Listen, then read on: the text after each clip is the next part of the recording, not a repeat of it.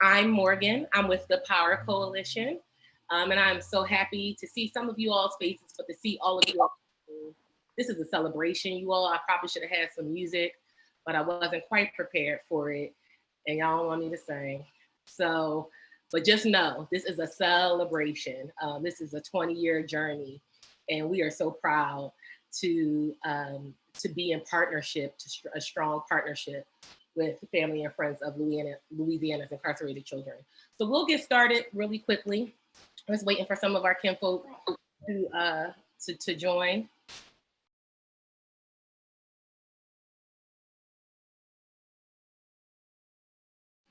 Okay, all right. I see we're at about 30, and I think that's more than we thought about too. So I'm sure some other folks are going to be joining a little later. But good evening, everyone. Thank you so much for joining us. My name is Morgan.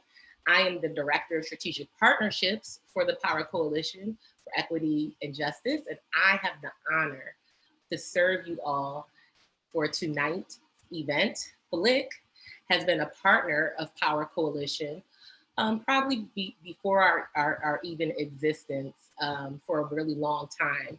And our newly retitled founder, president, and CEO, Ashley Shelton, serves on Flick's board. So that's a lot of Black women-led leadership in the South that's power building around these parts. We have worked to support Flick's work, and they work with us to fulfill promises of youth and parents way back in 2003 when the Juvenile Justice Reform Act was passed.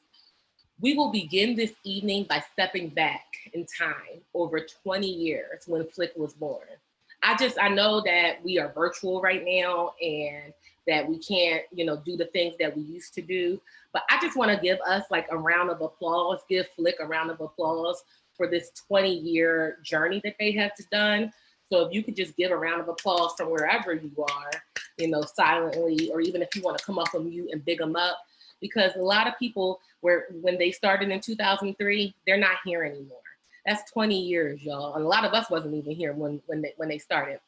So we will begin this evening, so stepping back in time over 20 years, when Flick was born, beginning as a support group for parents as they share their stories of horror and seeking help for their children, only to find themselves fighting for a system that wasn't meant to support them and the cases that separated them from children. We will begin tonight with the Close of Tallulah Now video that showcased parents' journey along with allies fighting for the dreams of their children. Some might ask, why show this old video?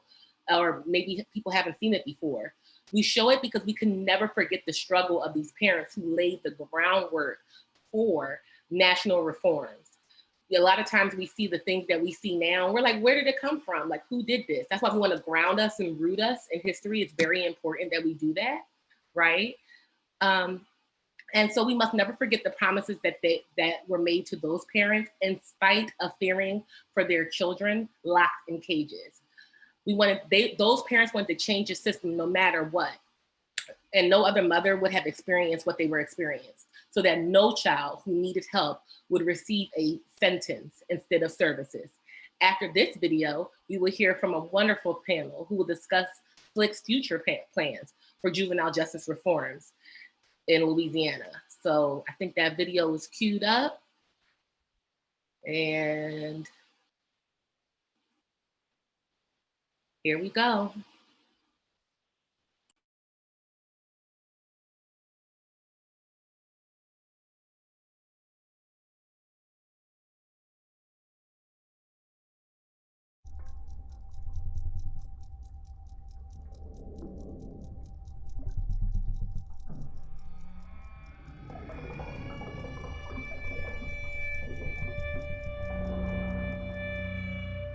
The jail has serious problems of inmate abuse and mentally ill inmates who don't receive proper treatment. TVH Joe Lewis joined today's tour and has this report. Cane fence and razor sharp wire. Broken arm, swole up face, broken nose, broken jaw, broken legs, all type of things. Some of the problems facing inmates include constant physical and sexual abuse. I spent mostly from 13 to 18 locked up. When I got out, you might well go and say I was grown. My whole childhood was, thrown away. But you have to know. You can't go to bed without knowing every night if your child's all right or not. And they sit for 5 days in an infirmary down there, and nobody tells you anything. And when you talk to their counselors, they tell you, yes, ma'am, everything's fine. He's not doing his schoolwork. Maybe you could encourage him to do his schoolwork. He couldn't do his schoolwork because he was sitting down in the infirmary beat up. Hope is what I saw from the Louisiana juvenile justice system. Instead, harm was done to my child. Violence begets violence, and that's what we're talking about today.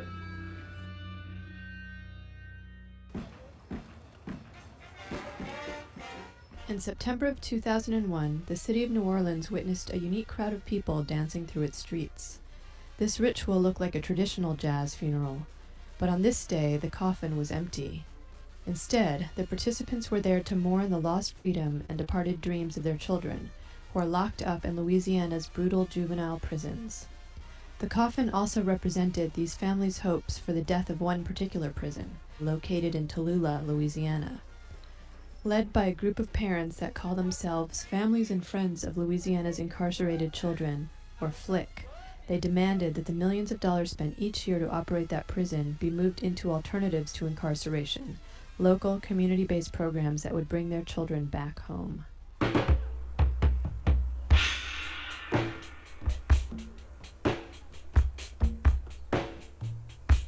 The following spring of 2002, Senator Donald Cravens from Lafayette, Louisiana, who had attended the jazz funeral protest and who'd advocated against the Tallulah prison before, announced that the state Senate would hold a hearing on May 7th to finally discuss the closing of Tallulah. Cravens invited the parents to testify before the legislature as a part of a panel of experts, and the parents of FLIC decided that the hearing would be an ideal chance to take their demands to the state capitol.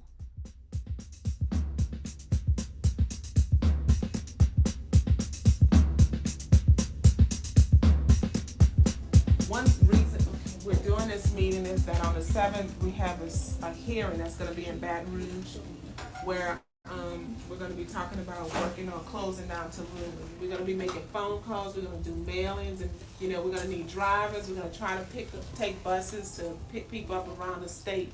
Going to Baton Rouge, I've heard it said to me numerous times, if you want something done with the legislators in Baton Rouge, it's not what you say when you get there, it's the numbers you bring. Along with that, right here in this community, there's an initiative going on that we may be able to weigh in on, and that's the closing of several schools. Most of those schools are right in this community. And we don't want to close schools, we want to close Tallulah. At this meeting, the agenda is set for the upcoming hearing. FLIC decides to contact the parents who participated in the jazz funeral and to reach out to even more people who are affected by the juvenile justice system.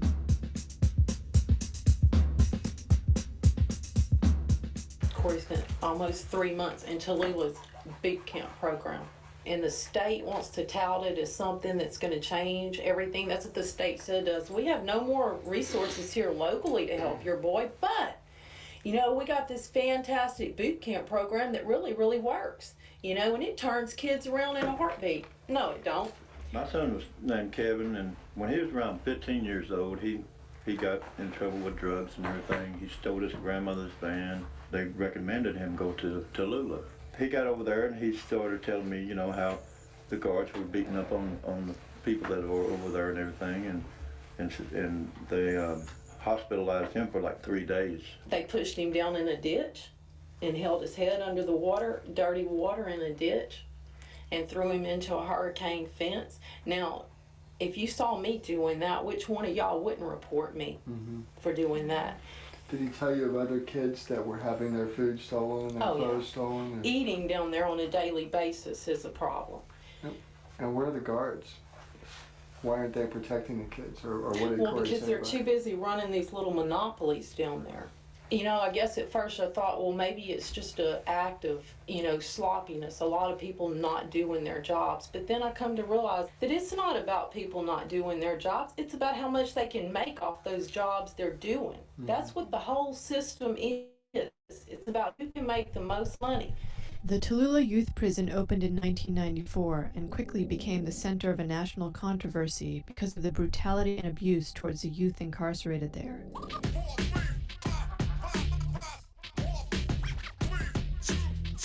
Federal judge declared a state of emergency in December of 1994.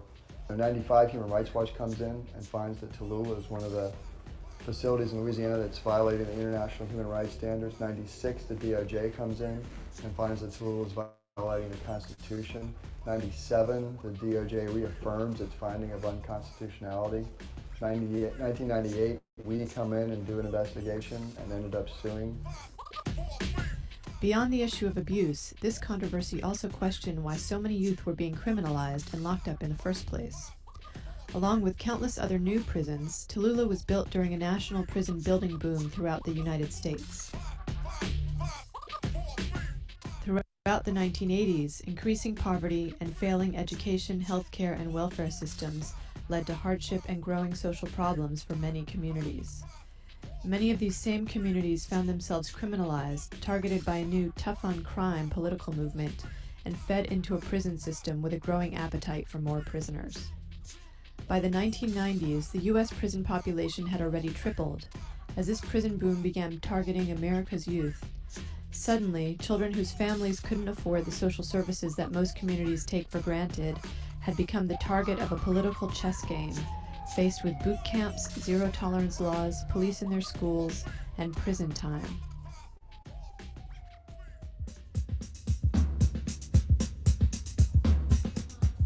Before this community meeting in Lafayette, also sponsored by Flick, two youth who've been released from Tallulah just days before agree to speak with Cravens about what they experienced there. Up there, you know, you gotta go up there. It's like, you gotta want it for yourself. See what I'm saying? If you wanna make a difference, you gotta make a difference in yourself. Them people up there, they ain't trying to, you know, help you in no type of way. I was right now working a construction job for MCI. Okay, so you're working? And taking GED classes when I come from the job. Okay. Hey Alfred, how did you get into those? How did you get that job and how did you get into GED school? Miss Sawyer. Did the Department of Corrections do anything to set you up for that? They ain't done nothing. Was there anybody at Tallulah that talked to you about the transition and what you should do when you get out? Nobody. One of the things that the state keeps saying is that Tallulah's changed. Tallulah's better. Like the guards aren't hacking kids up and kids aren't fighting each other. Is that true? That's every day you was getting hacked up. When's the last time you saw a guard seriously hurt a kid? Oh, that was like, when they broke the boy arm, that was like about, I'd say about 3 weeks ago. We know that it's still bad. But if you ask the department, which is another issue for us to contend with, they would always tell that things are a lot better than they were. Now, you're talking about a kid got his arm broken, and I would assume it's a guard who broke his arm. 3 weeks before you left, and you've been gone how long? 3 days. Okay, so then that tells me something. That even while it is being masked as something else, some kids are suffering today because of it. I mean, as we speak, probably. Affects our families and the communities. My name is Gina Womack, and I'm with the Juvenile Justice Project. And tonight's event is sponsored by the Family and Friends of Louisiana's Incarcerated Children. We have more people in jail in this state than any other state in the nation. And I will tell you, if you want to see what they look like, you just need to probably look at the person sitting next to you. They could be your brother, they could be your sister, they could be your neighbor, they could be the kid that you went to school with, they could be your father, they could be your mother. It's disgraceful what we've done. But one of the key components at the root of that is called poverty. And we've got to address that issue. You know, we do a really good job in our state of holding our kids accountable. But who has been held accountable for the hundreds of kids that have had their bones broken? Who has been held accountable for kids that have gotten beat up by guards or other kids? Nobody. Nobody. One thing missing from the organizing efforts so far are young people themselves, the people most affected by the juvenile justice system. Through outreach to a local school, a field trip is arranged to bring students to the hearing. How many of y'all heard of Tallulah before? Tallulah is a juvenile prison. What we're going down to Baton Rouge for tomorrow is to talk to the legislatures to find out how bills are passed. But we want to get them to pass a bill that's going to close down Tallulah and bring those kids back home where they need to be. The main thing tomorrow is to have all your voices heard, all right? There's going to be parents there, there's going to be other people from the public there, there's going to be kids who are locked up in Tallulah there, and they're all going to talk about the experiences and how they agree with what we're saying, that no kid should be incarcerated, that no kid should have to go through that.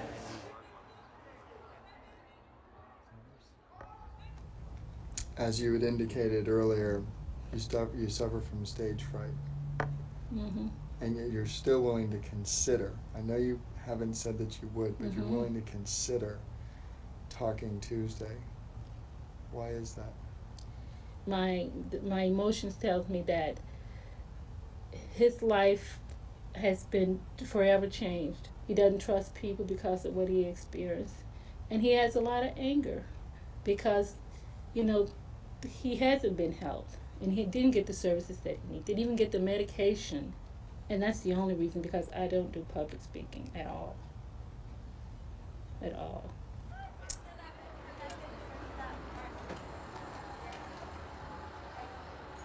The day of the hearing arrives. Parents and community members meet as early as 6 a.m. to be sure to reach the Capitol by 9. Buses leave from around the state, from New Orleans, Lafayette, and Lake Charles.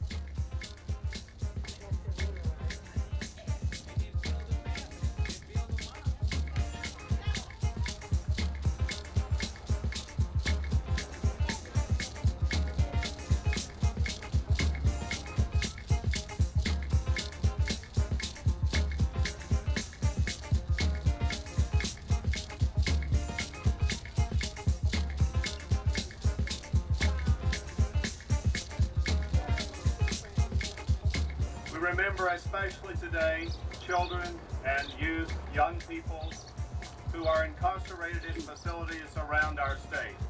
We gather here to mourn the loss of the dreams. We also stand today before the symbol of the hope of just government. The legislature has, of course, known about the abuses at Tallulah for some time. On this day, however, the presence of the parents before them in the Senate chambers, surrounded by cameras and journalists, places a new pressure upon them to respond. I'm here today with my son who was incarcerated in Louisiana's youth prisons to call for the closure of the state's most violent facility, the Tallulah Correctional Center for Youth.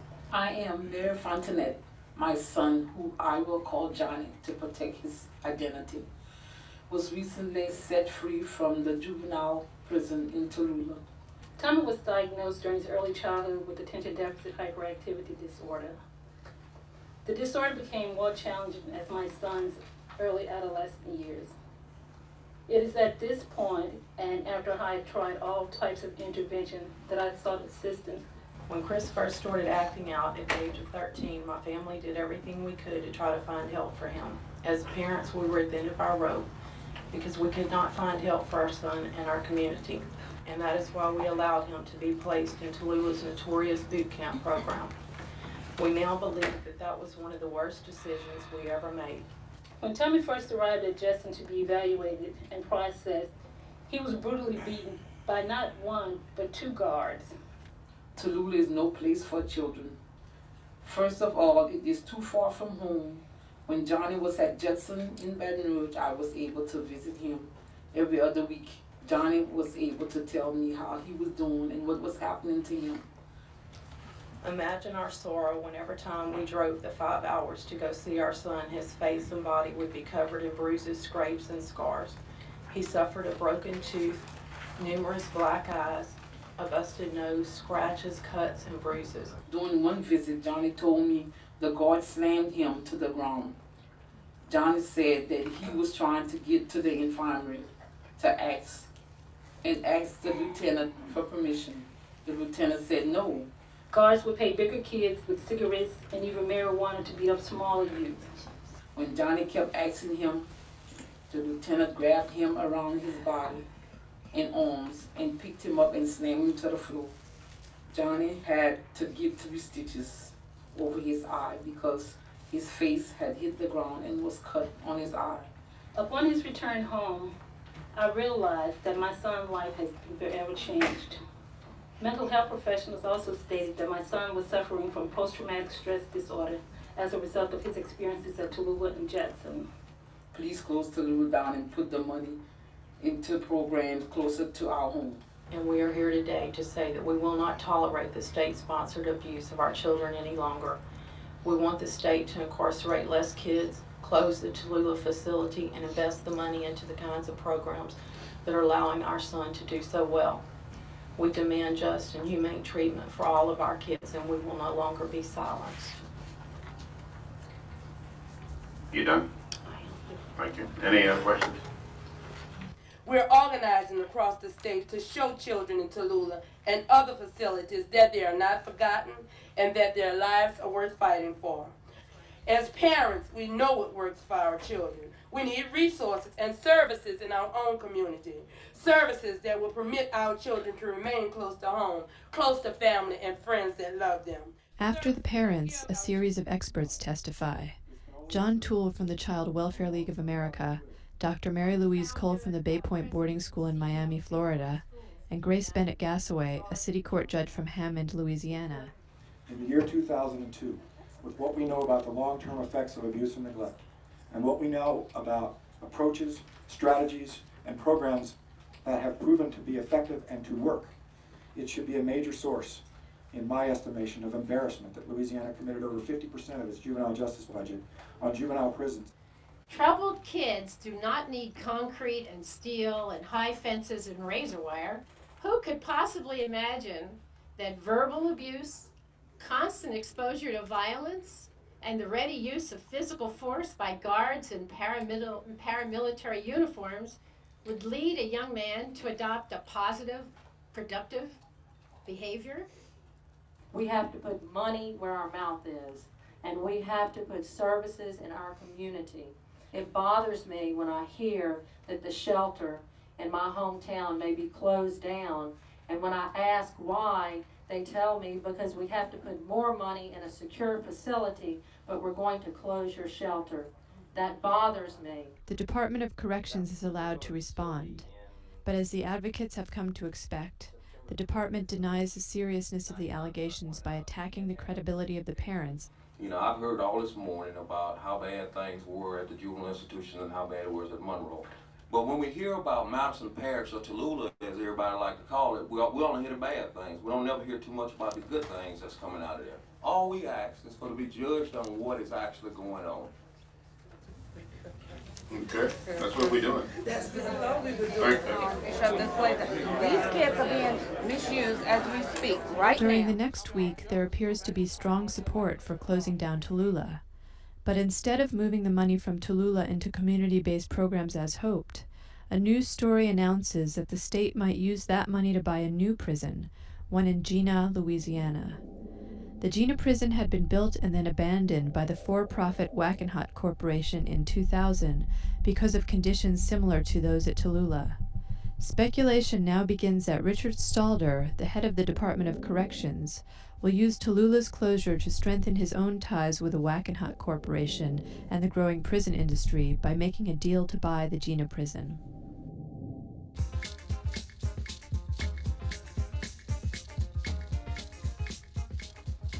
There are some things that we believe you could better answer than you've answered in the past. And I will tell you, gentlemen, that you've sat here today, you've been very evasive on answering questions, but I don't think we need to hear the same jargon that we've heard over and over for the last few years relative to what we should do. I'm asking you today, what do you plan to do? It is our intention to continue our operations in Tallulah, and if you non-appropriated Tallulah, we cannot do without those approximately 400 beds. We would suggest that this legislature require the utilization of the facility in Gene. We can't turn loose just 200 or 300 of these kids and not have programs and services in the community We have to where start developing the program. where these kids We will have be to able start to developing return to the the program. community. Bring forth Secretary, recommendations. you are We the don't Secretary of appropriate Corrections. Your job, your charge is to lead in that area. Not to react, to lead. But, so we really don't have any money allocated or earmarked for any new program. But yet we can find a way to fund another $20 million to buy another facility. But Senator Jones, whose district contains the Tallulah prison, then requests that the warden, Chaim Guyton, be given an opportunity to speak as well. Guyton and his assistants completely deny any allegations of abuse, insisting that the problems at the Tallulah facility have been resolved. As far as violence is concerned, I don't understand what they're talking about when they say we have a violent institution. I don't have a violent institution. My institution is not violent. There's no abuse, alcohol abuse. There's no abuse at Swanson House. Next, the district attorney from the town of Tallulah also attempts to sabotage the effort to close the prison. It had problems. Absolutely, it had problems, and they were despicable. But the institution is a totally different institution now. Caldwell does not convince anyone that Tallulah is a prison free from abuse, but he does manage to plant the seed that will ultimately sabotage this stage of Flick's campaign altogether. Caldwell points out that if the state backs out of its contract to pay for the Tallulah prison, the financial bond which loaned the money for the prison would go into default, damaging the state's credit rating and the ability it needs to borrow money in the future. People, you're going to cost the state more money. You put the bond rating questionable. The issue of the state's bond rating, brought up by the district attorney from Tallulah, weighs heavily on the process and the minds of the legislators, and ultimately changes the direction of the campaign to close Tallulah. My God in heaven. Over the next few weeks, the question of the financial bond grows more serious for the legislators, conveniently relieving them of the pressure the parents had successfully put them under at the first hearing. At a final hearing, Cravens presents a letter sent from Warden Guyton, sent the day after he had testified that Tallulah was free from violence and abuse. before the Senate Judiciary B Committee, I misrepresented the fact by stating there was no abuse at Swanson Correctional Center for Youth Madison Parish Unit. I write at this time to clarify this statement.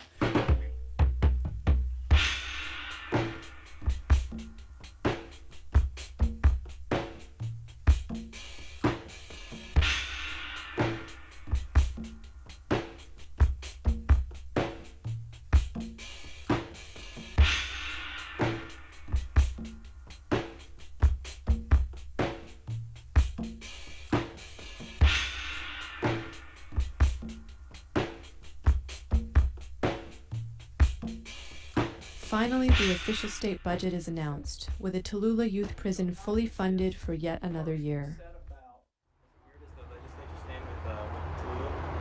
Well, the legislature has enacted its appropriations bill, which funds the principal and interest payments on the Tallulah facility, so that facility is going to be operational for the coming year.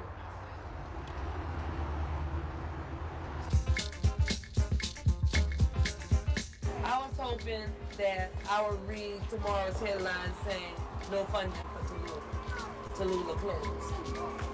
But now we just have to keep working. The thing that's on our side in this fight is it's the right thing to do. You know, the thing that's on our side is justice, morality. We have to keep striving. There's still much work to do. The parents group is not going to fold. So we want to try to save our kids, and I think the best thing to do is just keep it in their face and don't let them forget. And I really can't express the way I really feel because I think these people really thinking of their jobs and not our kids. While the final announcement of the legislature leaves hope that the Tallulah prison will eventually be closed, today, youth are still sitting there in an environment of violence and fear, while their parents and communities grieve and struggle miles away. But if it weren't for the courage of these families to confront their legislators with their demands on May 7th, today's hope that change will happen might never have come. In the meantime, one thing is certain, that the more abuse and neglect continue to flourish in Tallulah or anywhere else, the more resistance to it will grow, the more families will find the courage to advocate, and the more strength they will gather to change their situation.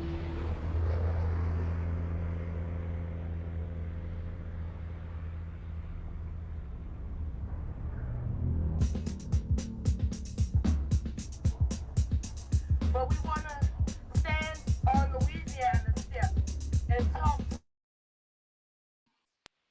Wow, you all. Wow.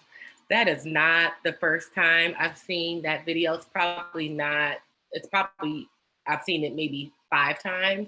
But every time I see it, I am just like, wow.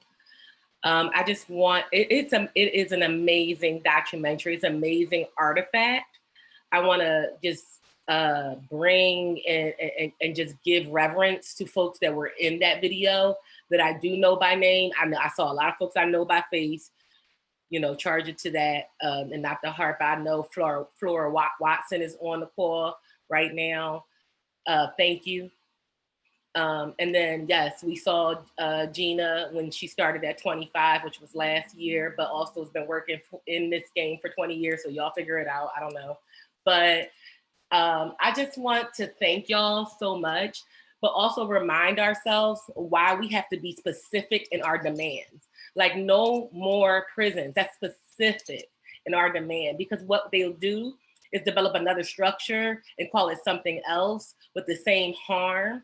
And also, just thank you to all of the parents and the children that laid the groundwork for that, and the organizers and things and folks that were living off of their legacy. Folks have been doing this abolition stuff for a very long time.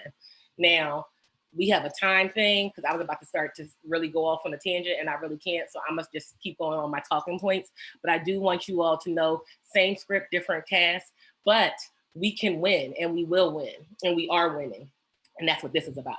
And so thank you so much. That's not where the video ended. Flick worked with its parents' organizations to parent organization JJP of Louisiana and local allies and juvenile justice experts around the country until Act 1225 was passed in 2003.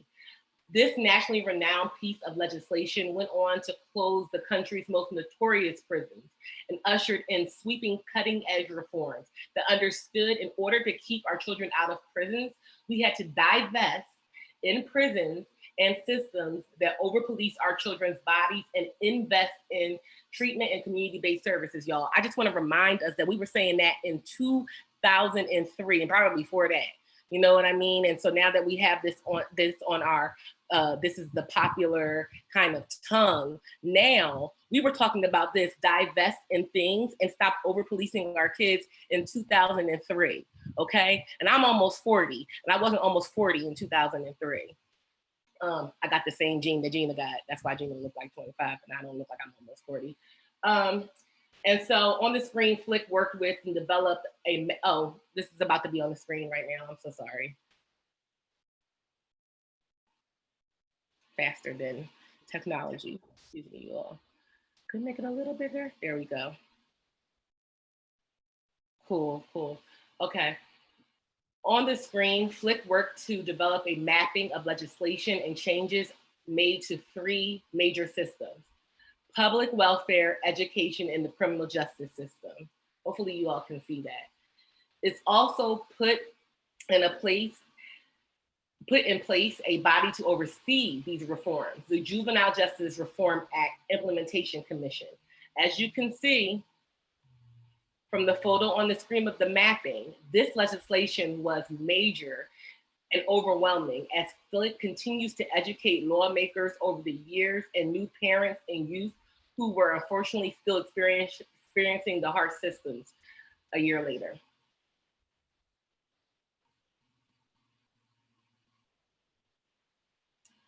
So at this time, we will hear from our distinguished panel. We have a panel of experts and folks who are experts and bring their expertise in a lot of different kind of bodies. And so they're going to talk about that graph, that map that you just saw, kind of untangle and tell you what all the circles and names mean. So first we have my comrade Florentina Ramirez Cruz. Florentina, please introduce yourself and share anything you like to describe about who you are and why you do what you do. Thank you. So my name's actually Florentina Stegers Ramirez Cruz. So you can choose your own adventure on my last name. So thanks, Morgan. So I'm the communications director with Flick. And so I'm just going to introduce a little bit of, what you saw there with that mapping project sort of translates into, where we're going next with our coloring book. And so I'm actually going to share my screen and tell you the story of this advocacy tool that we developed. And it is a coloring and activity book. And this relates back to that mapping project because Gina and I sat down for lunch one day, and this was actually probably a series of conversations that we've had about this mapping project and basically how to really understand these systems and help people to understand these systems. And my background is in policy as well. And yet, it's still just so complicated and convoluted. And, I think it's important to understand that these systems are made to keep people out and to marginalize people, and so that they're unable to participate in this arena. And so as we were talking about this, we had decided that we wanted to, do different kinds of advocacy tools that would just help people understand these systems, what they're supposed to be doing, and how they're supposed to be helping kids and youth and families from falling into these systems versus, targeting them and with the school to prison pipeline, again, creating those issues. And so, I fast forward, and Gina had shown me a similar tool. And this tool was a booklet that was geared towards helping legislators, and the audience was legislators, helping legislators understand youth incarceration and the recommendations for what needed to happen. And I saw this tool and I just got really ticked off. I got really mad because it was exactly what I'm saying. It was just really hard to understand, convoluted, more complicated than it needed to be. And yet it also brought back this, sort of triggered that, these systems are made to keep people out and from understanding. And so I, in sort of, this fit of anger, emailed Gina and was like, we need to do something different. And I'm just thinking about my mother as the audience. And my mother comes from El Salvador. English is her second language. She has a 4th grade education. And so sometimes it's really difficult for her to understand at all what I do in policy and sort of what these systems are supposed to be doing. So I thought about some of the work that Flick has done around their Stand in Love campaign, which was passed on February 14th, their Stand in Hope campaign, which is Easter, where they offer cards that you color and that anybody can color, and then Flick passes them on to incarcerated youth. And so sort of combining, that mapping project and sort of how we can distill that information with Flick's, sort of creative side, we came up with the idea of this coloring book. And shout out to my spouse, my husband, Antonio, who is a graphic designer and an artist, and who's been impacted by incarceration. And so he was perfect for the project. He's been a teacher. So him and I partnered with Flick to produce this Let Kids Be Kids coloring and activity book, which is the story of youth incarceration and really advocating against youth incarceration in Louisiana. So I'm just going to share with you a few pages from it so you can get a sense of what it is and how it can be used as an advocacy tool.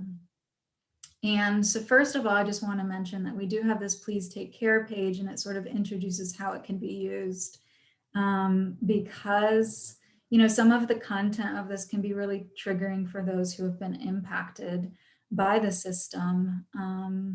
And so the audience of this was definitely imagining, my mother, for example, who can have this in hand, understand it, and feel empowered to then go to legislators and say, I understand the system, and here's what I want to see changed.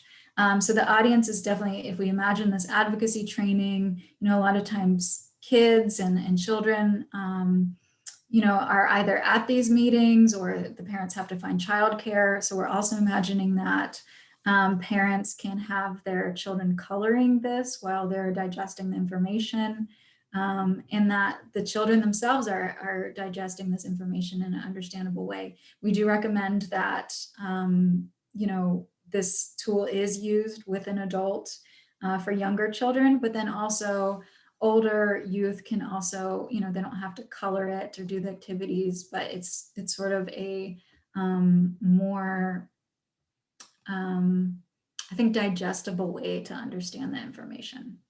So we just go into sort of, a storyline. We first introduce the issue that, there's this place called Louisiana where the people don't understand children. We cite the contextual issues of racism here, which, somebody could go into with youth and talk about as a discussion point, that Black youth are nearly 7 times more likely than white youth to be incarcerated. And so then what we're going into is just the power of storytelling and experience. And so we go into the story of Noah, and Noah's story is actually based on a Flick co-founder and member, an active member. And so Noah is also the story of many of those that we come into contact with. He had ADHD, and basically the school was unable to accommodate his needs and manage his needs. And instead of, as a system, trying to do that, they instead tried to get rid of him and kicked him out of different schools. He ended up in the incarceration system. And so we're also just pointing out different statistics here that, again, can be discussion points. We also, on page 4 here, we're talking about that this is not just, again, like this is a systemic issue, that this is related to the school to prison pipeline, zero tolerance policies. We cite other people's stories that have been in the news, some of the stories that Flick has heard through its advocacy work. So we want to handle those stories very gently. And again, that's why we have sort of, as I mentioned, the take care and sort of the acknowledgement that this is triggering material. This is also why we have these self-care breaks, as we acknowledge that this is a national issue as well. We all just, after reading some of those stories that we know are true and, thinking of our own, we might just need to take a few breaths. So with that, I'm just going to skip to page 9 here, which is introducing the Juvenile Justice Reform Act Implementation Commission. You saw in the Close Tallulah Now video just some of these government processes and how they weren't working. So the JJRAC came into being from Act 2003 that really tried to change the system and reform the system so that this isn't happening, so that Noah's story isn't actually happening. And so from page 9 on is basically how the JJRAC is supposed to be helping Noah, how it was supposed to be preventing all these things from happening, but sort of how it ended up breaking down. And I just want to point out that the focus is on sort of these 3 different pieces: justice, education, and public welfare and assistance. That's how it's in that map that we saw broken down. It's how it's broken down in the Louisiana Code. And so just want to say that from there, the story basically follows how the JJRIC was supposed to work, how these systems and these government agencies are supposed to work for us to be able to advocate. And then sort of in the end, we're saying, hey, this isn't working the way it's supposed to, and this is why we need your help. This is sort of some of our recommendations. And again, how to get involved. So thank you, and I will stop my sharing. Thank you, Florentina. Next, I'm sorry. Thank you, Florentina. The coloring book is amazing. I definitely believe in the principles of meeting people where they are and developing different ways to be able to knock down complicated processes for folks, and also building the capacity of our elected officials at the same time, right? So that was beautiful. The detail was beautiful, and thank you for that. Next, we will hear from Tamia Sinak. First, please introduce yourself, your age, anything, grade, anything you would like to say to describe yourself and why you're here today. Make sure you're off mute. Hi, everyone. Hi. My name is Tamia Sinance. I'm a part of FLIC and Black Girls Rising. I do a lot. I'm a youth leader, but I'll get introducing myself in this letter that I wrote originally for the commission meeting with JJRAIC. So yeah. Hi, my name is Tamia C. Nance. I am a youth leader with FLIC and Black Girls Rising. I would like to thank the chairman and all of you for having me today on behalf of other youth leaders with FLIC. I am a 15-year-old youth leader who attends George Washington Carver High School, and I would like to talk about how youth incarceration has affected me and my community. I started off a curious 12-year-old wondering why I wouldn't see my father for periods of time. And growing up in the lower Ninth Ward in New Orleans, I often heard of kids my age dying or getting arrested, and it made me want to see a change. Then my grandmother and co-founder of FLIC, Miss Flora Watson, introduced me to Miss Gina and FLIC, who opened my eyes to what has really been going on in this cruel world.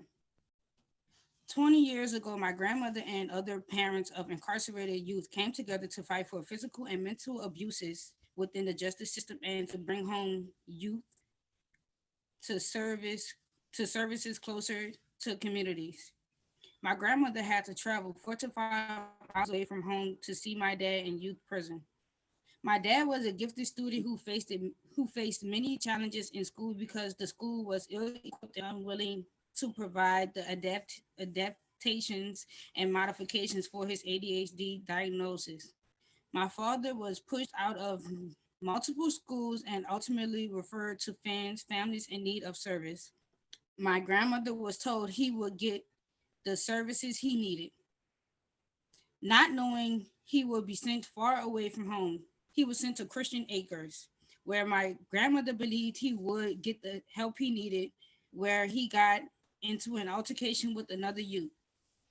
Though he had never committed a crime before this, he was charged with assault and then propelled into the injustice system.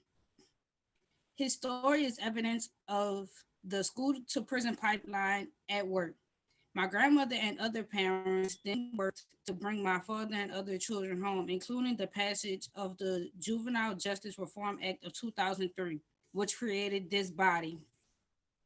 I am happy that the JJRAIC is finally meeting again, and as youth in Louisiana jails and prisons are especially vulnerable to the effects of COVID-19 in Louisiana, it costs $155,000 for one youth to be locked up, and $21 million to run Swanson Monroe for a year. These numbers don't include youth in local detention, immigration detention, and adult jails and prisons. Despite studies showing that prisons and jails for youth are not accomplishing their rehabilitative goal, misleading and untrue information information about rampant and uncontrolled youth crime and the abuses youth experience by youth in jails and prisons. We continue to invest in a system that does not work. According to the Justice Policy Institute Sticker Shock Report, secure youth incarcerated increases the likelihood of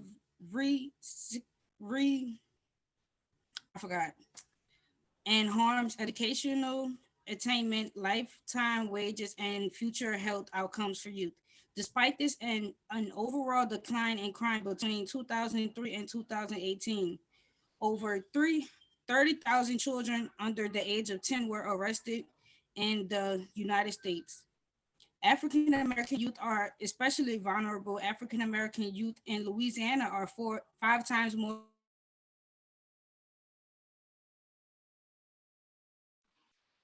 Tamia, can you hear me? Tamia? Okay. She might have lost her sound. There you go. Again, we spend $155,000 to incarcerate a youth though it costs $11,038 for a child to get a public education.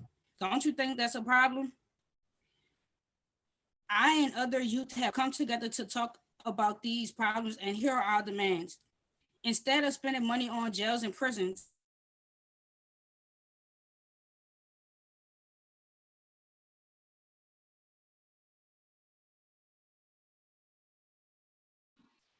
okay. Tamia?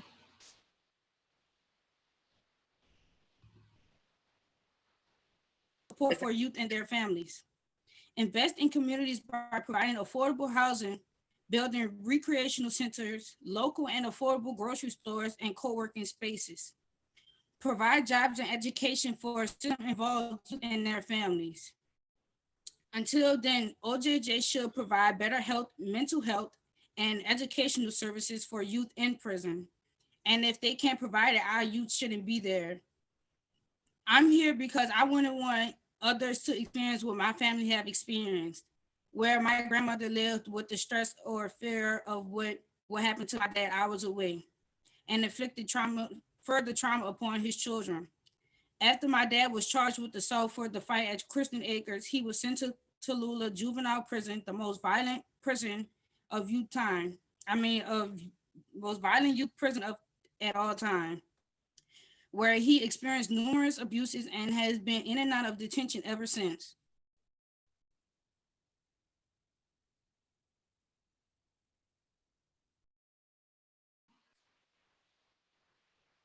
She's gonna come back in, y'all.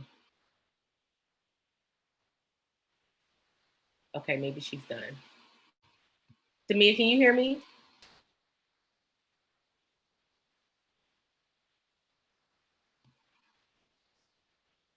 Okay.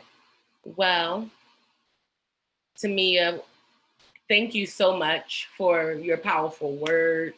I quoted you in the chat. We continue to invest in systems that do not work. You are a beautiful soul. The way you broke this down and made it available for us and told us how it started and the impact that it's still having generations later. Okay, you all, because she started with her grandma, then her dad, then went to her. You know what I'm saying? This is what we're talking about. We're talking about these things, this trauma and this toxicity lives in us. It has reverberating effects, right? But thank you for that. We want to make sure that we get all of those words so everybody can hear everything, but we got you and we understand. We continue to invest in systems that do not work. She gave y'all some data about how much we invest in education versus prisons. It doesn't make sense, okay? But again, remember, we're on a time schedule, so I can't really go off too much. So next we're going to hear from Cheyenne Blackburn. She is a phenomenal organizer, you all. She organizes me. I'm a part of a coalition that she is spearheading, and does it well and super pleasant. I mean, it's super pleasant, and that goes a long way. Talking about how folks are pleasant nowadays, particularly in everything that we're dealing with. And so, Cheyenne, first, can you introduce yourself? Tell us what brings you to the work. Describe who you are, And then you're going to go into the coloring book and the important policy changes in the coloring book, a little bit more about Act 1225. So Cheyenne, you're off on mute and you know what to do. Hi, can everyone hear me? Okay. I feel bullied that y'all put me after Tamia because she always kills it every single time she talks. But my name is Cheyenne Blackburn. I would say that like who I am is just a lover of Black people in general, but also of our success, and just want to see us win so badly. And so in doing that and wanting that, I was at the Southern Poverty Law Center for 5 years with the Children's Rights Team.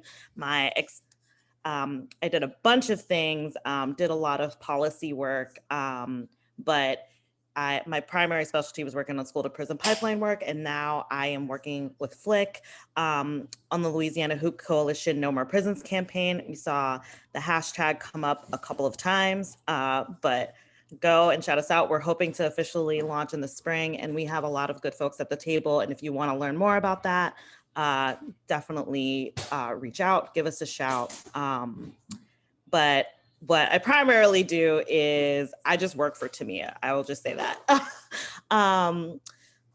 So I just want to talk. So a really big policy centerpiece, right, of the coloring book is Act 1225 and the Juvenile Justice Reform Act Implementation Commission. And so I'll try not to take too long talking about it, but Act 1225 was such a revolutionary like piece of legislation for its time, and it just did so much.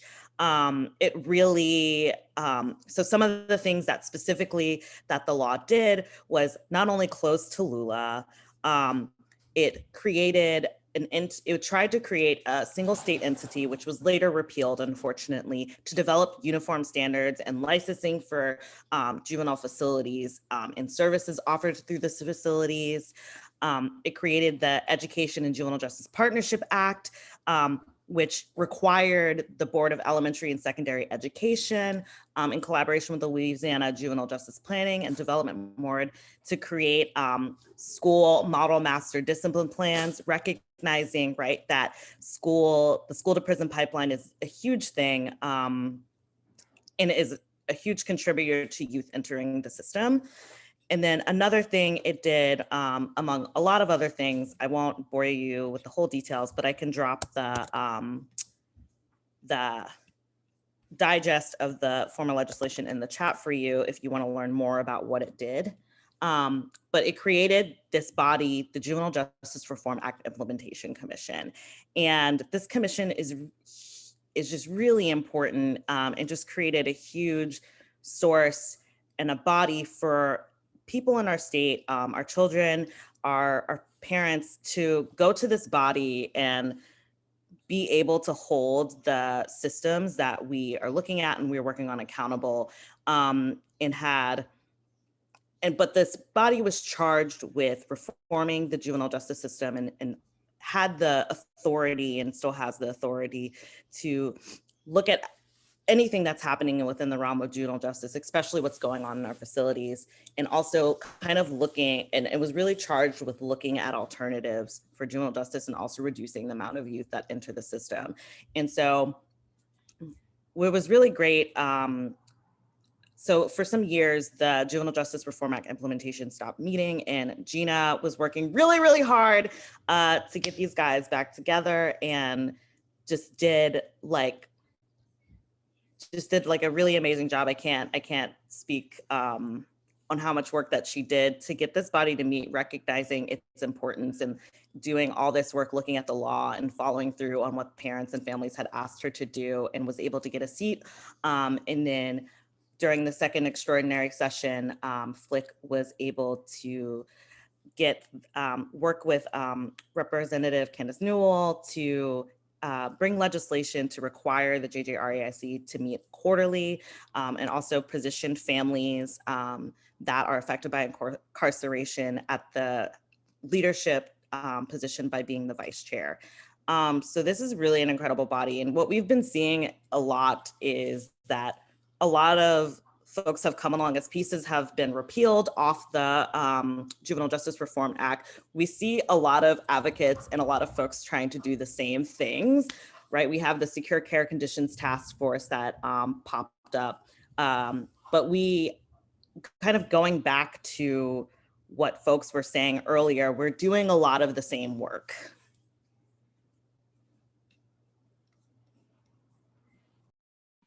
Thank you, Cheyenne. I was having trouble getting off mute, girl. I'm so sorry. Okay, so if you could kind of tell us, because we saw in the coloring book that it kind of touched on the history of the JJ system. And can you talk about how that system has changed and what it looks like today? What I saw a lot of, and just following Flick's work, being a fan, like studying and things like that, knowing that structures are real different, you know, but they're doing the same thing, and have experienced that in my own family and things like that. So can you just kind of walk us through that, how the system has changed, like what we're seeing now and what we should be fighting? Right. So I think and we have these conversations all the time at Flick, and especially me and Gina have these conversations all the time, but I think it's so important to know how we got here, so we can learn and we can do better. And I think history helps us inform the solutions that we are looking towards. And I think it's really important that we as people, we as advocates, anybody, we know that the juvenile justice system was not created for Black children. I will say that again. I know it may be shocking for some folks. The juvenile justice system was not created for Black children. It was created in the 1800s, but you know, Black children were subjected to the adult system. And then gradually, as the civil rights movement and as we see Black people fighting for the rights of each other, like fighting for our rights, then Black youth became integrated into the juvenile justice system. But actually, Black children were subjected to adult justice. And as we kind of go through history and you really see the uptick of incarceration generally, but also like the demonization of Black children in the 90s, right? With John Tallulah Jr. Bringing the super predator image out into the public, which he has since recanted.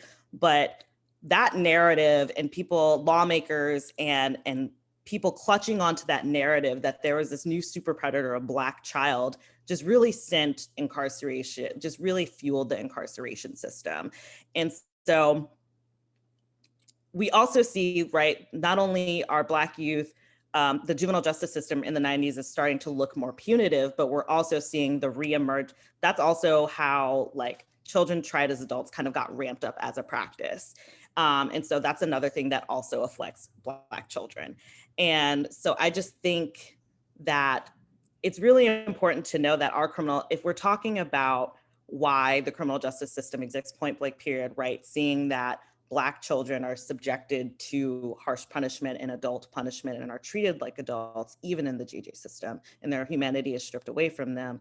It's important to know that our criminal justice system fundamentally was created to disenfranchise a Black free working class after the Civil War. And so it's been very intentional. And so what I think is amazing about this coloring book, about the abolition movement, but also like Act 1225 was really challenging that and saying that we're going to make these systems work for us, even though they are intended and created not to work for us. Oops, I was too busy snapping and I couldn't get off the mute. I mean, come on, y'all, just get into this chat. There's a lot of quotes that's happening, and also too, her team is bigging her up. Things that you were saying, like the juvenile justice system was not created for Black children. And Gina is saying in here, they're still subjected to an adult system. Most white children get diversion, and we've seen this. I mean, they make memes and like think that it's funny. You know what I mean? The other thing that I wanted to talk about really quickly, Cheyenne, was what we saw was what we now know as like what we call, I guess, a school to prison pipeline, where in the book, Noah's trouble started in school. You know what I'm saying? What we call ADD, you know, what most adults call freedom, like we just get to be adults, you know what I mean? But I guess they call it ADD, whatever. And so it started in the school system. What part do the schools play in the JJ system? And what can school system educators in Louisiana do to prevent youth from even entering the system? And we're talking about multiple layers of this too, because just because we know the SROs and that is super egregious, putting their hands on our babies and all this other stuff too, but we talking about social workers too, y'all. We talking about a lot of stuff, but she gonna get into it because I'm asking the questions. I'm not a panelist. No, Morgan, you're on it. The first thing I was going to say is get police out of these schools.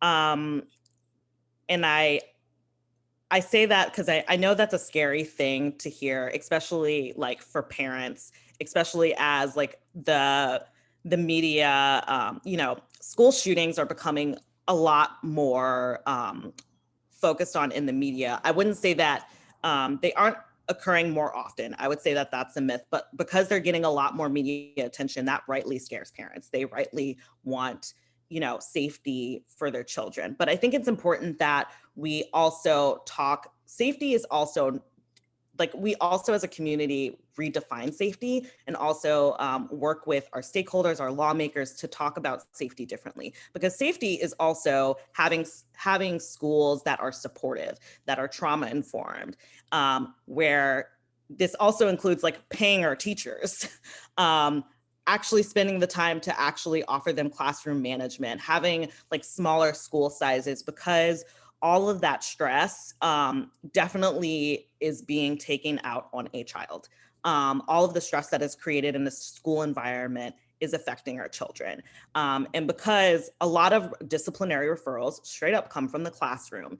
There was just a presentation by the Public Defender Board at the Advisory Council on Student Behavior and Discipline, which shout out to Gina, she chairs, but they did a study where they found that in a bunch of parishes, where they studied about a quarter of the arrests came from schools. And that's absolutely egregious.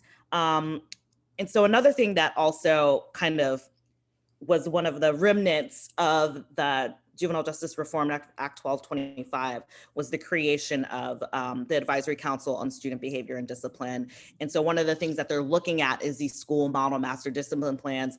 And we're also hoping to see them roll out a rewrite of the school discipline statute this year. So folks, learn more about that and support it, and also go to these meetings.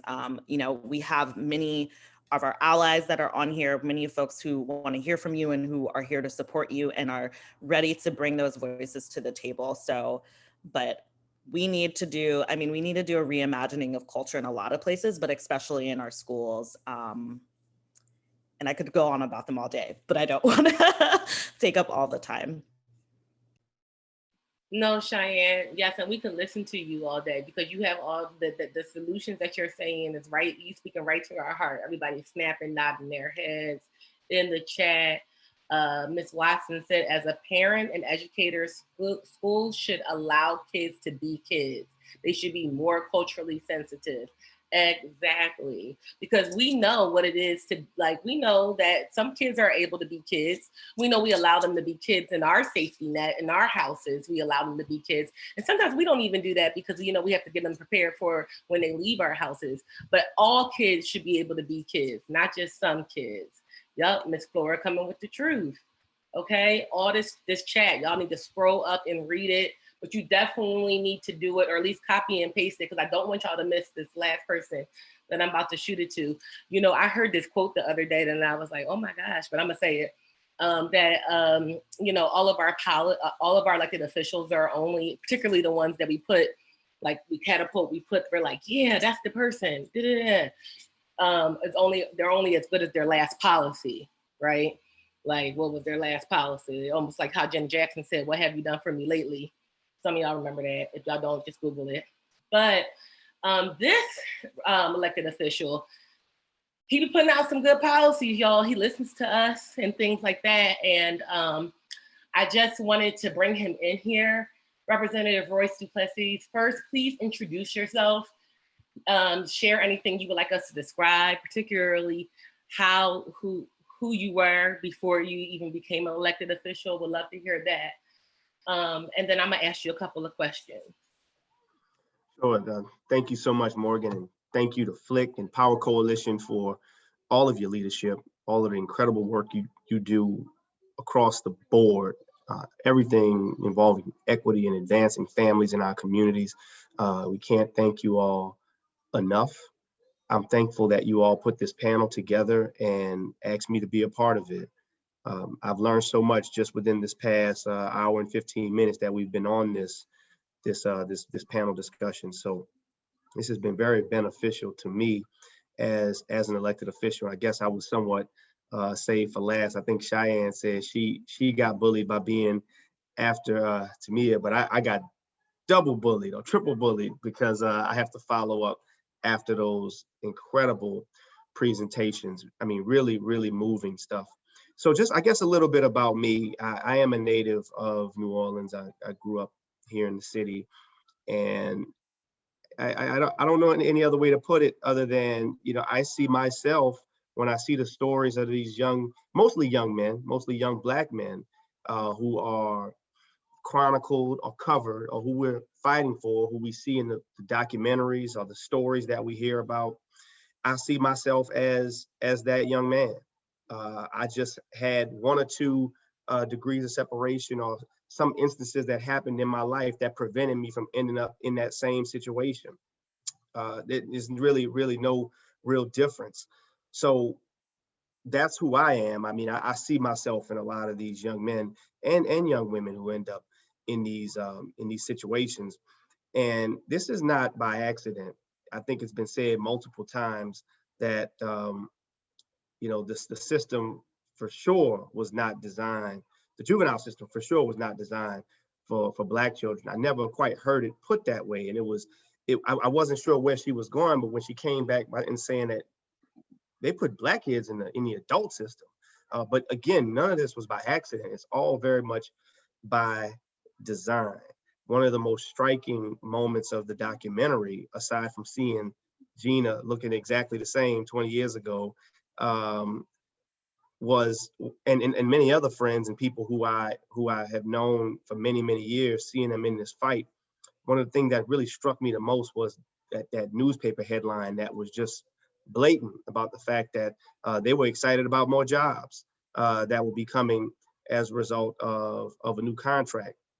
So that really tells you all you need to know in terms of what we are up against, whether it is criminal justice reform at the adult level, that was justice reinvestment that was passed in 2017.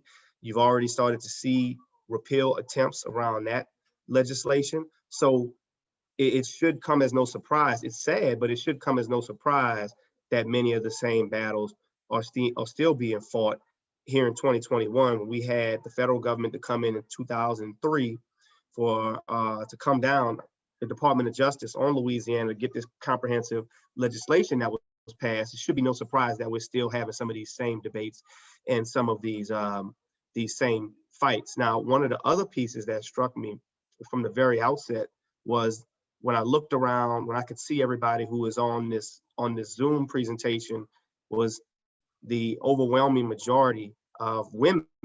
And I think I may have saw one other man on the call, but that tells me something. That tells me something.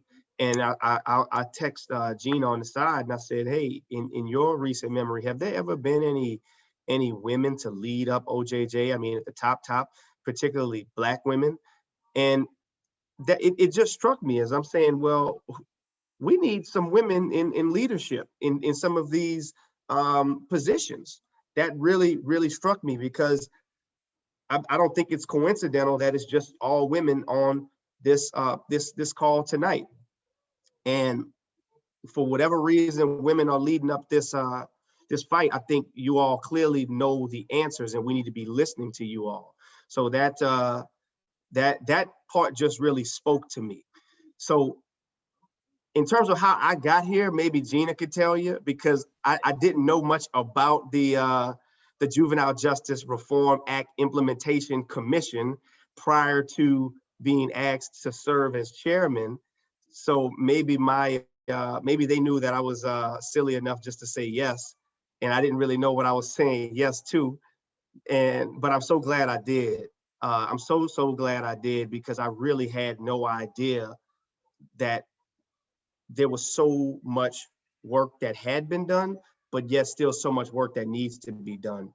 And I feel in many ways called to be a part of this work. In addition to all the other work that I'm doing in the legislature, this is, I can't think of anything more important. I'm a strong believer in the quote, I say it often, y'all hear it a lot, Frederick Douglass, that it's easier to build strong children than it is to fix broken men and women. And the proof is in the pudding. We know that if we invest early, we get better outcomes. Tamia quoted it very eloquently when she gave the numbers on how much we spend for incarceration versus how much we spend on education. The disparity is gross, and it should outrage all of us. And if we were serious about treating our children through rehabilitation, which the juvenile system should be, then we would not be seeing the outcomes that we see. But if we were really serious about keeping our kids out of the system to begin with, we'd be investing in education. We'd be investing in housing policies. We'd be investing in healthcare. And I'm sorry, y'all. I'm sorry. I told Gina we may have a little distraction. My sorry. Something broke just now. Sorry. That's what you do. Bring her on. Yeah. It's a family affair. Yeah. But yeah, this is where I am right now with it. She's 2. You want to join the call, boo? No? Okay. All right. Over there. All right. Sorry about that. Wait, I'm sorry, y'all. Apologies.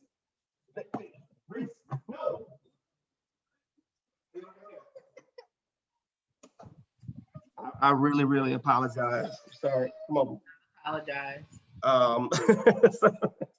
You want your smoothie? All right. Yeah, my mom is on the way home, and it's just she and I right now, so I have to multitask. But I found the coloring book to be particularly really well done. It was really moving when you take the time and really look at it. It gives a great illustration of the history, and it gives a great illustration of the problem. So whether you're a busy legislator, or whether you are a parent, or whether you're a child, it can bring everybody to the table and give a clear picture of the situation that we're faced with. And the only question is, are we serious about following through on the work that was done going all the way back to 2003? And I think we are at that critical moment right now. We're at that critical juncture of really making this issue a priority for the legislature. Because I think after 2016, when Raise the Age was passed, I think legislators have a tendency to check the box, right? Going back to your comment, Morgan, it's like, okay, what have you done for me lately? And people are thinking about, all right, I'm gonna check my box to cater to this group. I'm gonna check my box to cater to that group. And people will literally pass legislation that they know has no impact, but they can go back and tout it as saying, well, I worked on X, Y, and Z, and that was what I delivered to this constituency. When we see that happen every day. And I think once Raise the Age was passed, legislators' appetite for dealing with this issue, they were able to say, well, okay, yeah, we fixed juvenile justice in Louisiana, when we know that was just the tip of the iceberg, and they fought on the implementation of that, right?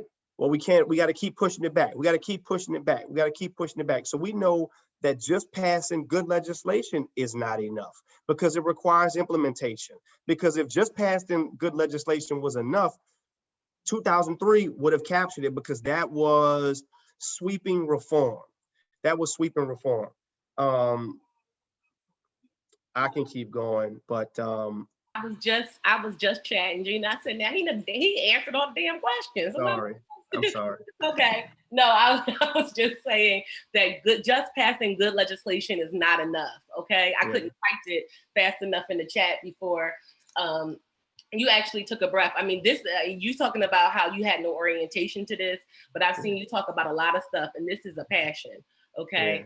And I really do appreciate that. I think that the one question that I would ask, and even this commission is an example of not just passing good legislation is not enough, okay? Mm-hmm. Because, and Ashley in her absence was telling me, like, when this happened and Gina was telling us, all right, we ready to roll, Ashley was like, celebrate good times, come on. And so I just really want to know about what actions do you feel like families and community can take to hold systems accountable to fulfill the promise of Act 1225? Yeah, I don't think there's anything more effective than storytelling. And it's sad that the stories ever have to happen to begin with. So, but we know that they're happening. So I believe that keeping storytelling at the forefront is probably one of the most effective ways to get people's attention, people in decision-making positions attention, and really shed light on the issue. And then folks can begin to coalesce around real change. So I'm a huge fan of that. The organizing that we saw in the video, I think those are time-tested measures that have to continue to be implemented. We're in some tricky times right now because of the pandemic. And until we can get back to the space of being able to gather in large numbers and really put pressure and get in people's faces, we just have to be innovative in terms of how we get our messaging out. But you all have been doing that through social media, and I think Power Coalition is one of the best at it in particular, and Flick is handling their business as well. I try to read the emails that go out as much as possible, but I think telling the story, really engaging in making policymakers understand that no, this isn't something that we're making up. This isn't something that we're just saying because we don't have anything better to do. And when we get pushback from the state agencies, that's, you saw it. I mean, the documentary really did a good job of sort of illustrating how the whole thing plays out. You get the advocates that come up and say, this is the problem. You get the state actors to come up and say, no, that's not the problem. And then you have the legislators who are in many times conflicted because they simply don't know. And they're trying to make a judgment call and things get stalled out. So another piece that you all, I'm saying we, as we're in this together, but families and advocates can do is get people on site. We talked about that at the last meeting. I think, Gina, we really need to, the next thing you and I need to talk about is taking the commission to a facility, because nothing is better than actually seeing it for yourself. You know, I can talk about my experiences to Angola because I've been to Angola and I've seen what it's like. And but if you're just serving on a commission and you're trying to solve a problem and you've never been there to see it or witness it yourself, then you really can be swayed by misinformation. So I think that getting us there is important as well. So that's another piece. And I think sometimes that gets overlooked. Just extend that invitation. Say, look, I just want you to come see it, and call their bluff. When they say, well, just call me, send me an email, hit them up. I say that all the time, and people don't take me up on it for some reason. Gina does, but but that's why she's been at this so long. She's that's why she's been so effective. So I think that is it. Just continuing to tell the story, and making it real, showing folks that it's real. Thank you so much. Yeah. You did a great job at that double duty. And it was like I held her for the whole hour and 15 minutes. And when I started talking, that's when she was like, no, I have other plans. Right. Yeah. So, turn up. I saw right. You did a really great job at the double duty. You're so passionate about this. We appreciate this. You are a power elected official. We know we call you all the time, all the things, and we know it's a lot, but you strong, and we know, and know that we got your back like you have ours. And I know that we have to end, and I hate to cut you off, I'm so sorry, at 7:30, and we're at 7:27. I just wanted to maybe pass it back to Flick staff. I just, wanted to big y'all up. I mean, this is something to be celebrated. I know this is a small but mighty crowd, a smaller but mighty crowd, and that we should be celebrating this for our echo chamber.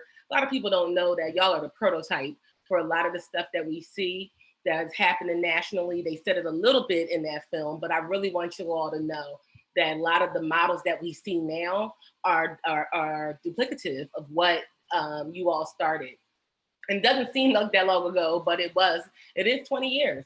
And so we need to continue to fight for Reform Promise and Act 1225. Go to Flick's website. We put it in the chat, and I think we're going to put it right back in the chat, so it's right at the bottom. Follow Flick on Instagram, Twitter, Facebook. You all also hold those in position who have all of this power to make decisions about everybody's life. Hold them accountable.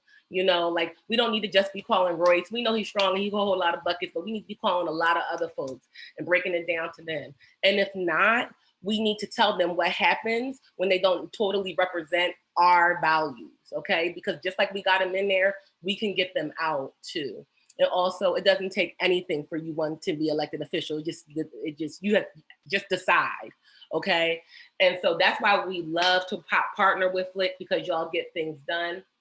I'm going to turn it to Florentina to discuss the coloring book launch and a call for submissions that we're going to be having. I also would love to thank the panel, because after Florentina talks, we're just going to wrap that up. I'm not going to talk no more. Thank the panel for their participation.